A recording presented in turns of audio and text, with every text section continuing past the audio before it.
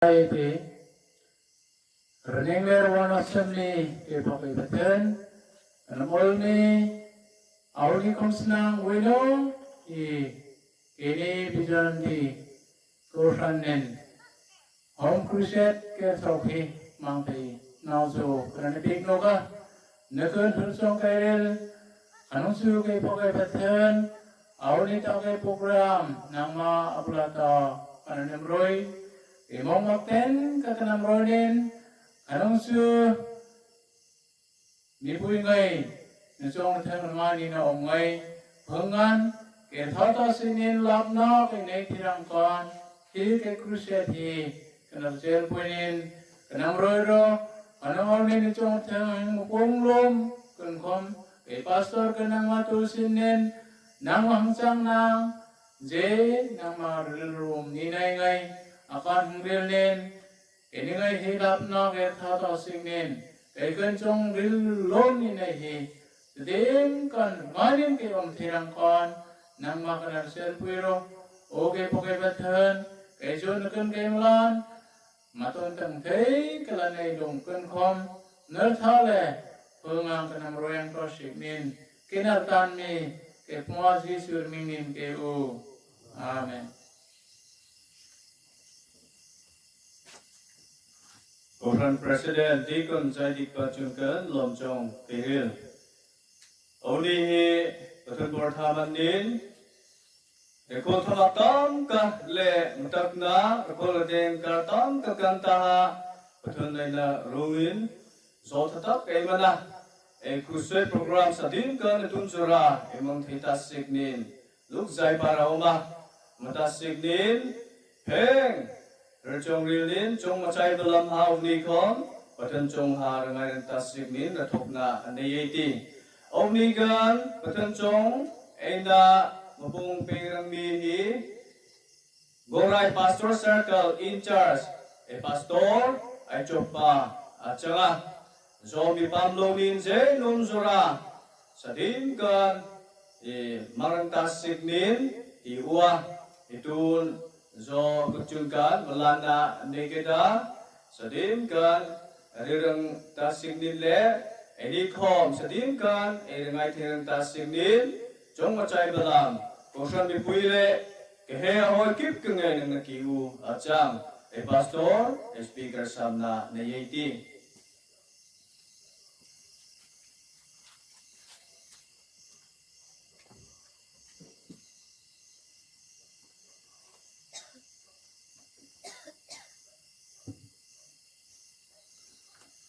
Amansa semnin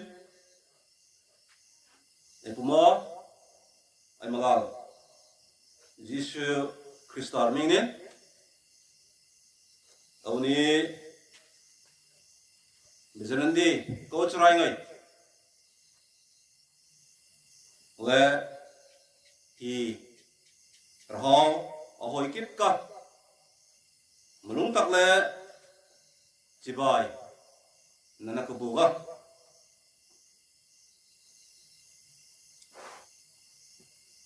awani ko churai ngai nurung munole nang mol nazara Home Crusade zantum kanachu engtung taya ingai hi patun mol na patun rung munole patun robor li macam ti onini kan lam tak nin mutai noga izana mun kan patun chong ruthung ngarwak na ngarngai na mun kan ni dia amasung kan enam roi rang chem nin Bible chong hongpre ki jensai hongpre rang kinoma amasur tetha luka bungsum lei thumka rachang ka kanta rachang rama kasra tetha luka bungsum lei thumka rachang ka kanta nga ka sira ai char thulin ke ma hong porin nai ke achungar suya nang sir mang nung chu thinang hamo jingkan lunik thumka angom hangai ha galali ramata pilat chu ang kisen ang pathun bước no cần ang that ngai balap ai chel ngai retep Giêsu ang nawaril atak chu ang kun ha galali ram mi ngai chu hakhanin ang tur to signin galali ram mi om ten ka nekmin mithamak chem tinin mo ang anang sun to amo chang mar se nang nakiril hi nang nikhom nang sir mak nung akawangnin theng nang alarmangat silom inrsa misum leirut ka ngai delnin athingai rang ha Jerusalem kokon om kipka negnin hamak sem tinin mo anganung son amo chang marse nor sir maknung akawangnin heng nangar mangat tinin angarel patun chong thong ai pore le er ngoi patun ni cho to sinin bor ena pipik se amen izon thung takkan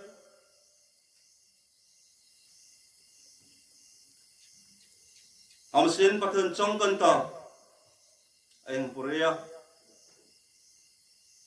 pilata patun bung orang ta sinin mania ngai that ngai ha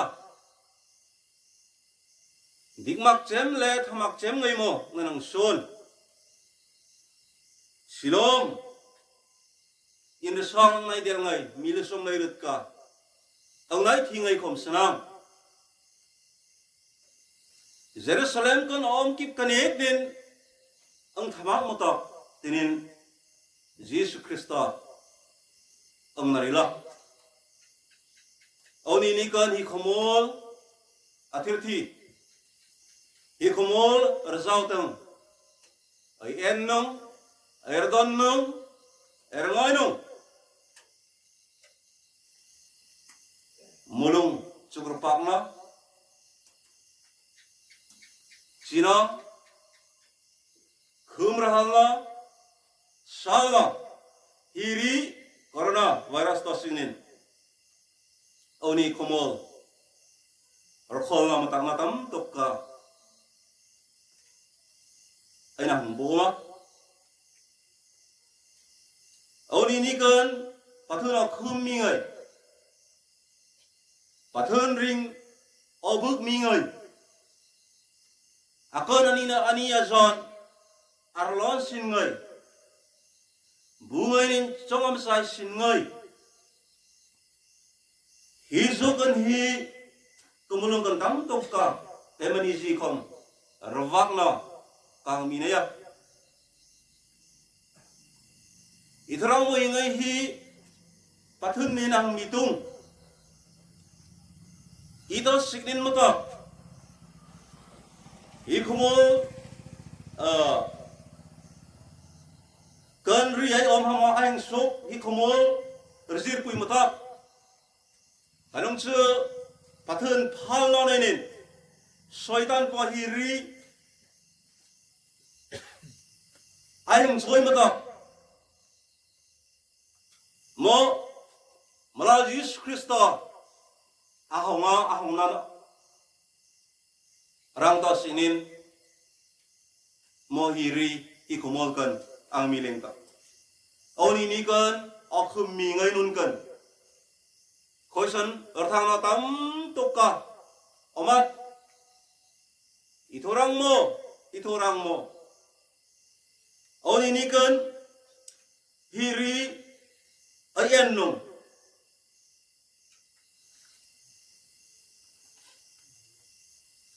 ane alun zen maga othei thei ma khom zen maga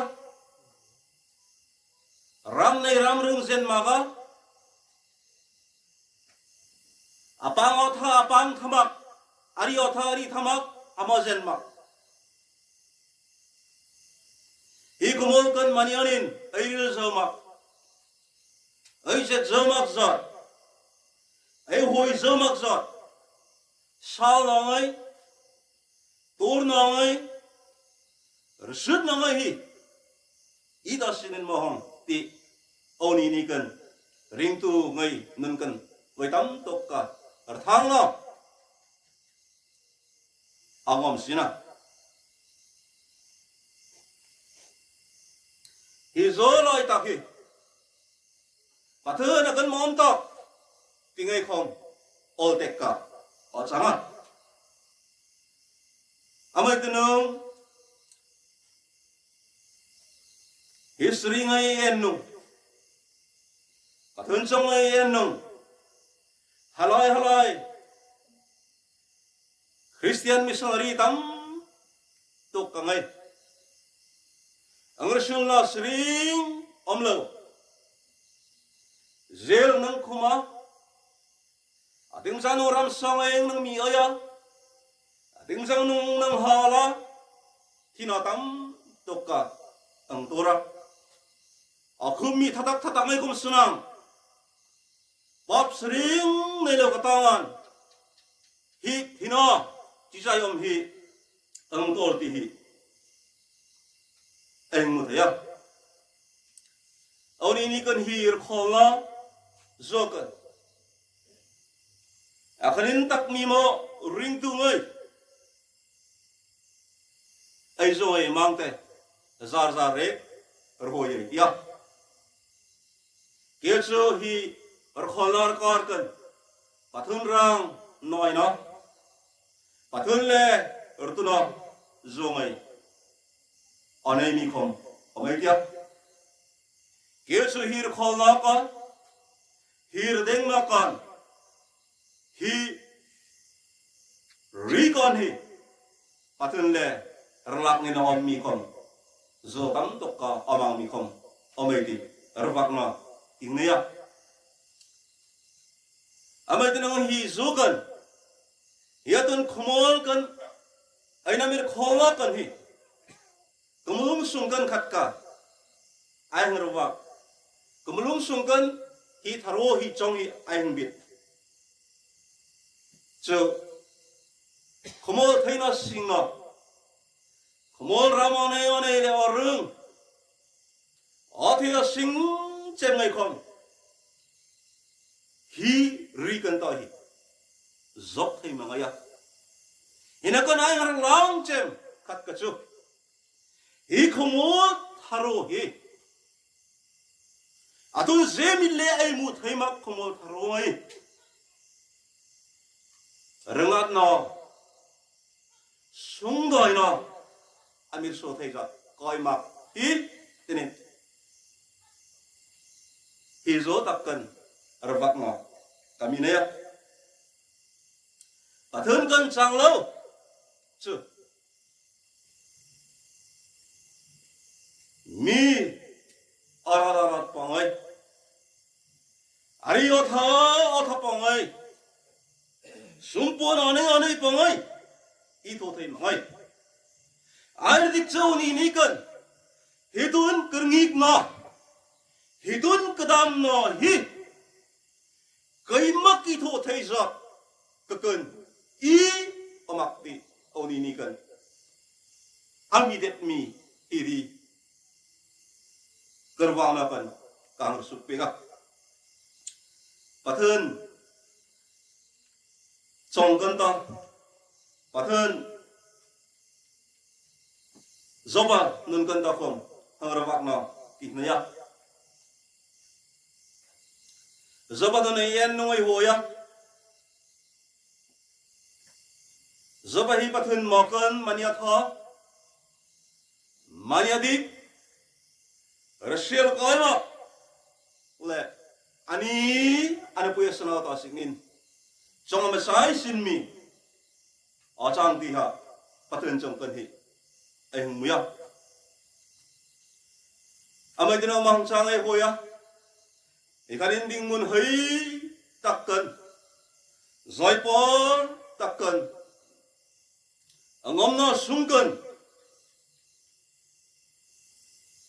asara aina yathi khobor ang tunga asogro maya thi khobor ang tunga hamola hekmak la laril so makla amerong ai una thinoga asogro ai una thinoga ha aril so ta hekmak la achong la mong makla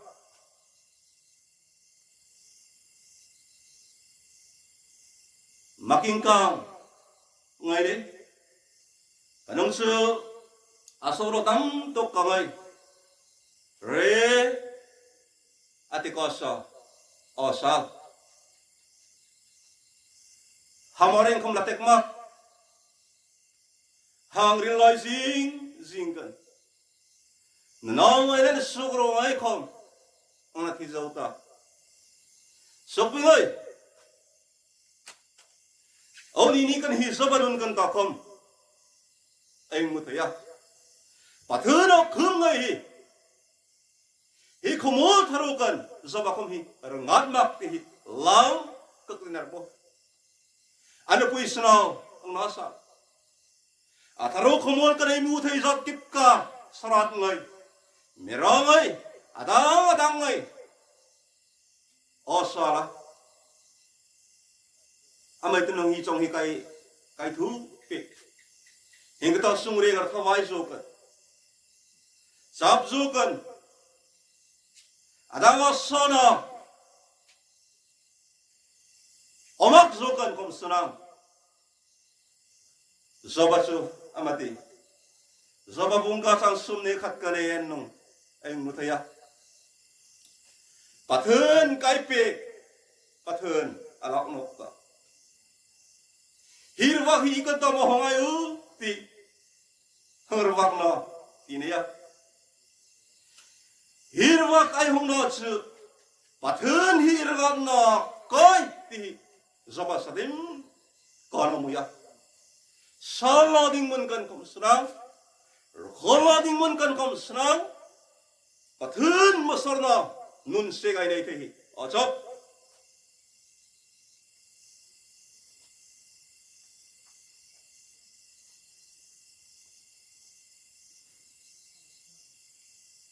Auni ni kan suping ngai amoreng blatek mak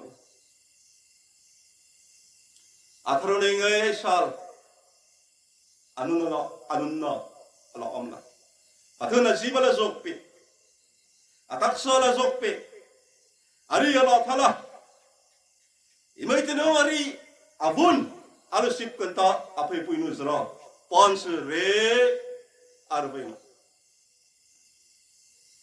suping ngai hi soba pathun kan ragat no koi pathun kan sanglo sung no no ma pathun kan sanglo mulung kur no ma pi sadim kan amir langa hir putkan o ma ani si ada puirle kom senang ang tipiga ikan pa oyo anin ni omnik te ikan mo pa na sumang tene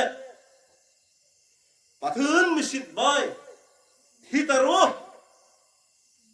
asik mo ro asu om tero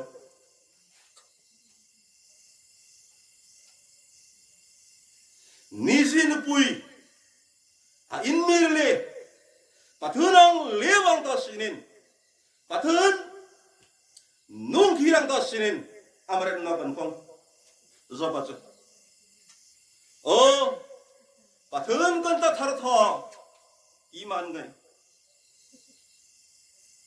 pathun kan ta thar tho ai man pathun kan ta tharo sungang nin kom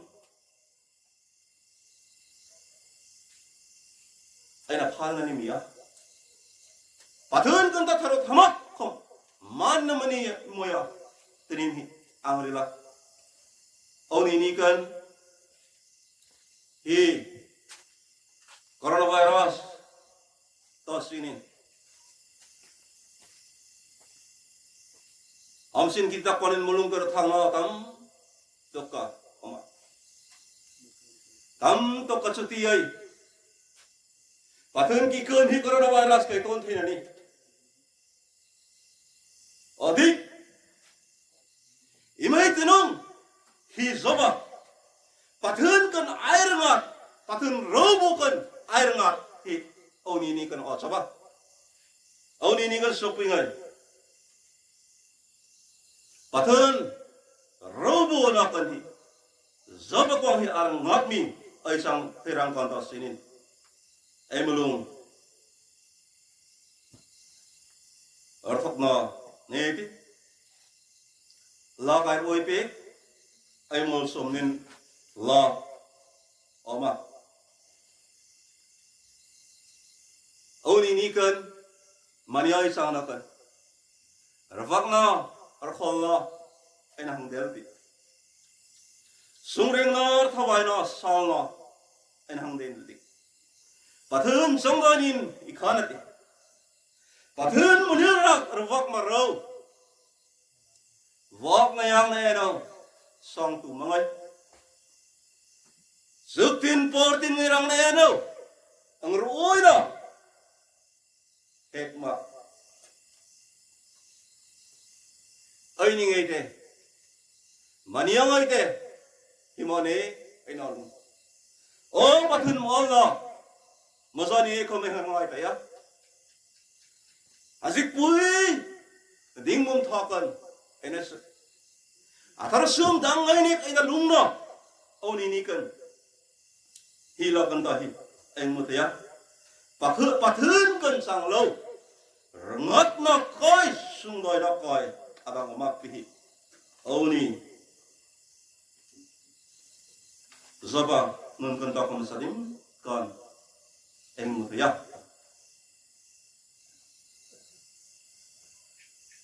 oni ni kan shopping ai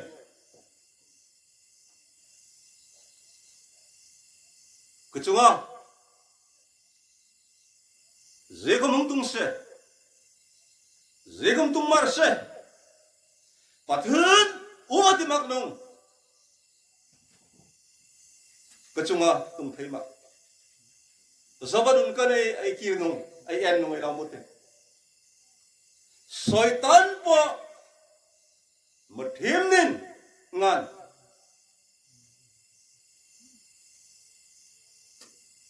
pathun amasor thai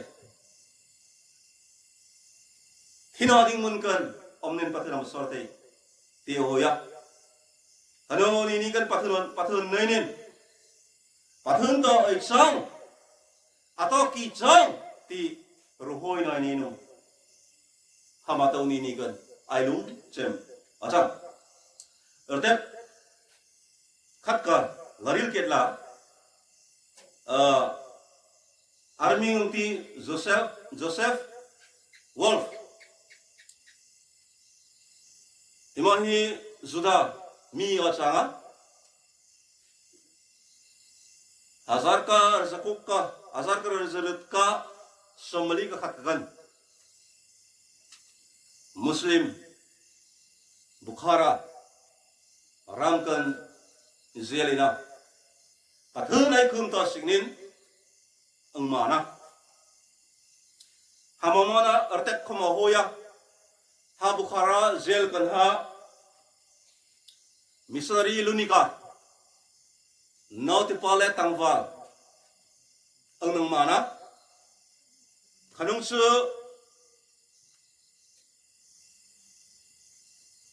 Muslim ngayang tiya nang pathunang ingaw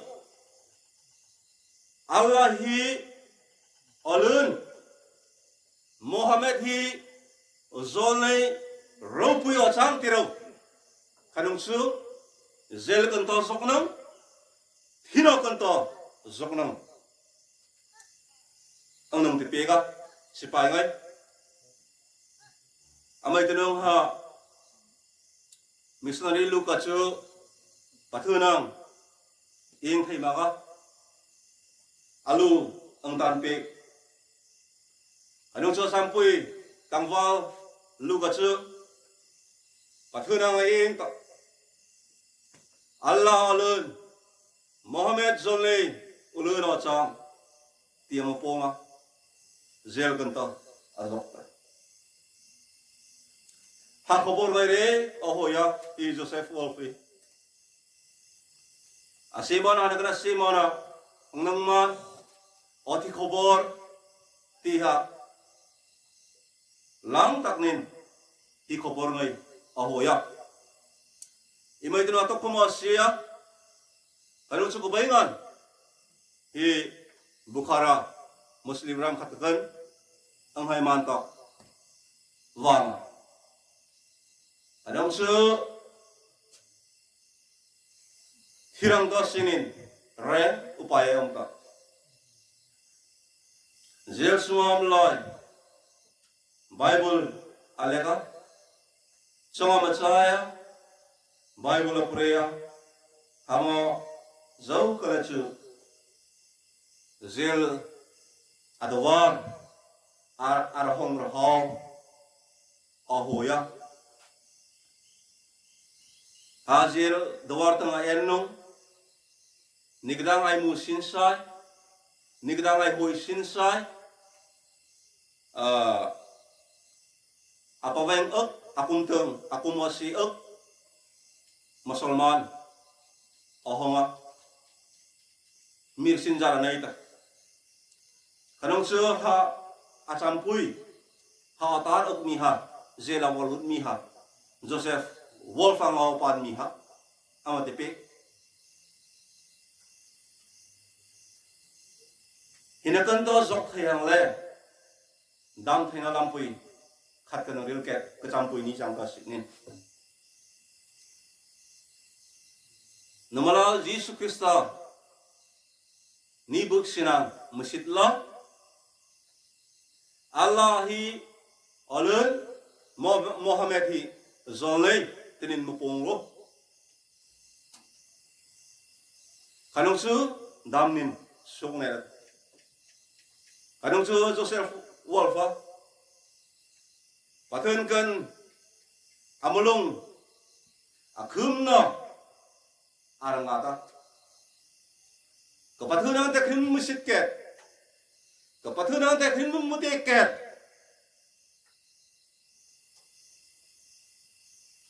kimatik nekte inakan kai tirse tinin aril pega achampuya kanong achampui mi anung chem ertong ma sangtia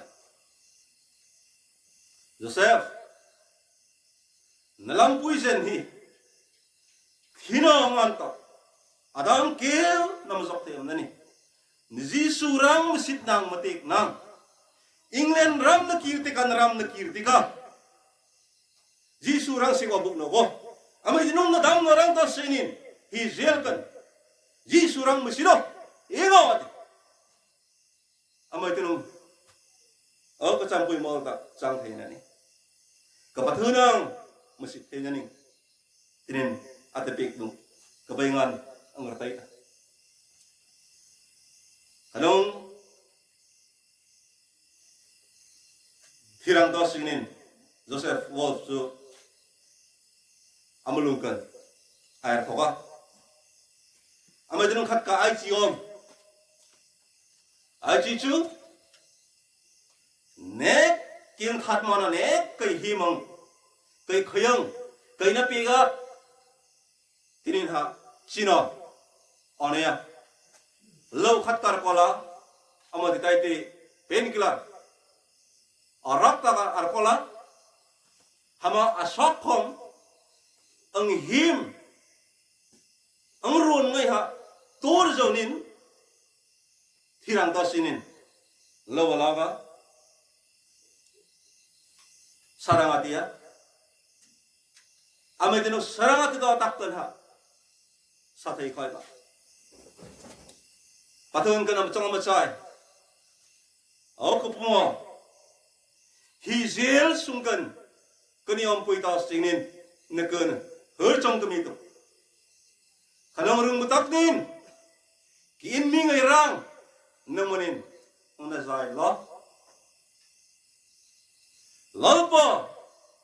King him ngai ketur thiang kontos nin le.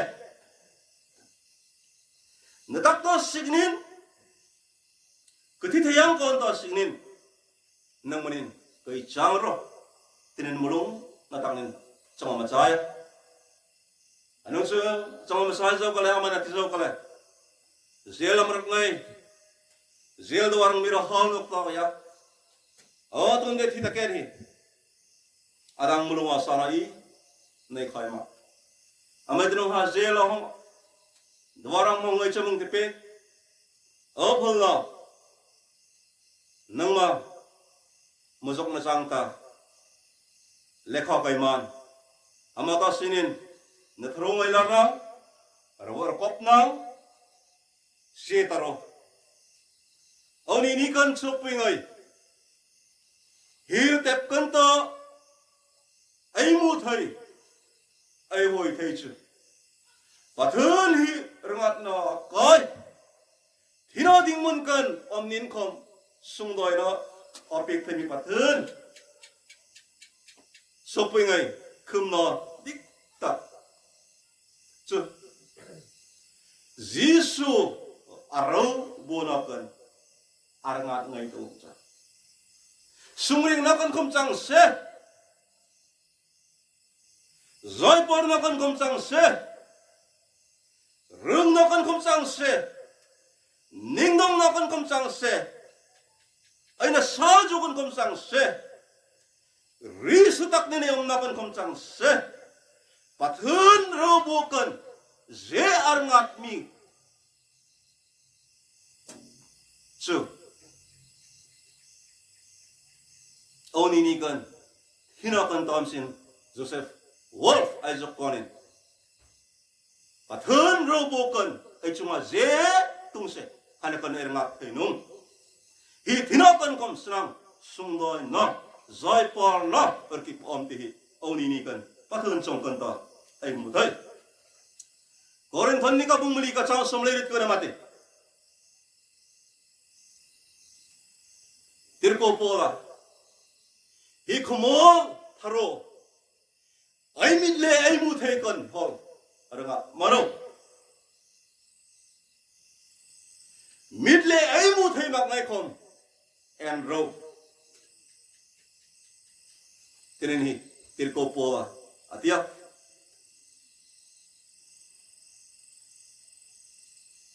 Sopoi. Hir kholna ren nemnum. Nininggamak. Hirning sini muthekon holle annum. Jabnep. Nusung riak. Nusung tikora. Nusung doi nani. Amai tunung. Hikumol kan tharo. Ai muthei ma. Ai muthei lai. Niena chang nung. Zohana bung som le melika. Chang ga sang melika. Ai en nung ai muthei ya. Nunglung cukrupak marse. Ida sinu masih sungayang pathun. Asolai nunglung cukrupak marse. Ate. Asiksung nanila. Hisum kan kiloy nang mukwang. Bueno, voika. Pathun lahong no batia. Pathun ringa khum ngai le. Hiten ka. Ai ngok ngai chu. Abala ai ngaroi thia. Azigamo ochop sopui ngai. Among sem hungtirang kino. Pathun samoi. Azigamo kumo mo. Pathun samoi.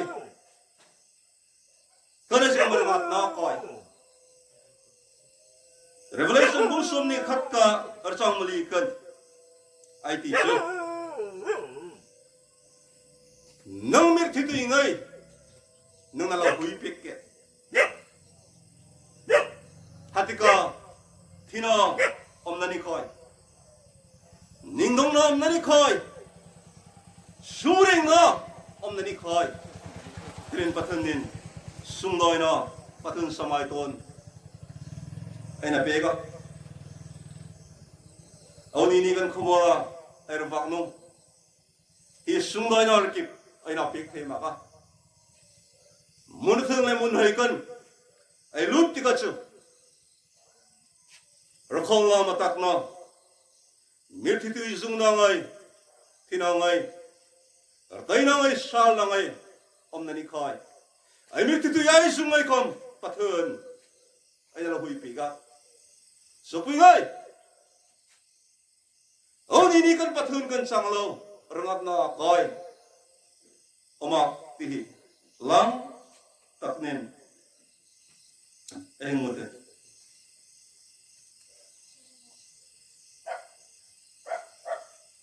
Izingan jangse, patern chor thung, ai ngai thengai patern ni cha, tasinin bor in pikse. Sama sai na nei ke. Running le rawana sumi. Kai po kai patern. Kai nam ol mi le, kai na zai sin mi. Zeden bagan kan. Songar ngai mang na to sini pathun le ron rui chat sai kenang zombik pigmi kom sana nang matau ni cha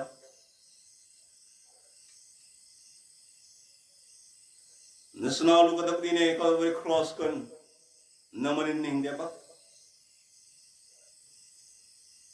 akum ko ka zok thin lampui pathun ler tong thin lampui zerun ruyai chat namanin ning zom no ba hamoreng kom tek ma nitisen da thung na mi lo ba hi zok na lai ka yen nong pathun ning sirap ina tung lom kom senang hana kan tong kom senang pathun namanin kena na zoka audi ni kan pathun namarang nakhung ngai ring tu ngai tam to ka angun kan ko elo kai ne ya rokhol na ding man kan kom sang se madak na ding man kan kom sang se thina ding man kan kom sang se nakun asonin nakun mulung kurna ring tu tam tok ngai kemanga oni ni kan kom serang kan rang kom serang pathun hi khomol chok lar kor kan rir kor kan kom serang nami ngai khumom tak nin angom kwang pathun oni ni kan hi kai khum na ngai kom namanin kenang sum thar pik nok ro lun noi Arming thanawai kumpaso na ta sang se kainar sila kai thamang na ti zalo ka ta kai na rung sin mi le kai na mazok sin mi pumo Jesus Christ arming nin hur chang rer bulampa ki zong amen